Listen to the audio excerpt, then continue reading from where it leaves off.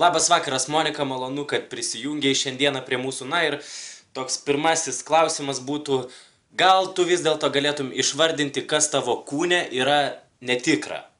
Papai, įdegis ir visa kita. O ką manai apie orgijas? Labai įdomu iš tikrųjų išbandyti, bet šitą tai labai įdomu bus išbandyti. Kaip manai, kiek kulkų reikėtų, kad išvaryti tą kvailumą? Šiaip kulkų man ištenka, nes aš viską šadą per gydą. Koks yra mėgstamiausias, toks gražiausias tau pačiai asmeniškai lietuviškas žodis? Jezu, uždėsit pyp. Dabar toksai egzotiškas klausimas. Ar aš esu seksualiausias vyras, kokį tu esi gyvenime mačiusi? Apsisėdėjau, atsiprašau.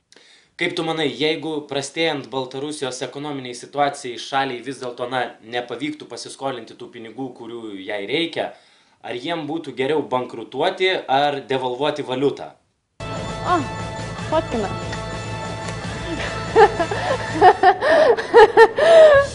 Ok, tai atsakymą gavot, neplatų, bet aišku. Na ir vis dėlto gal galėtum kažką tai perduoti, pavyzdžiui, man. Ačiū. Tai buvo pabaiga.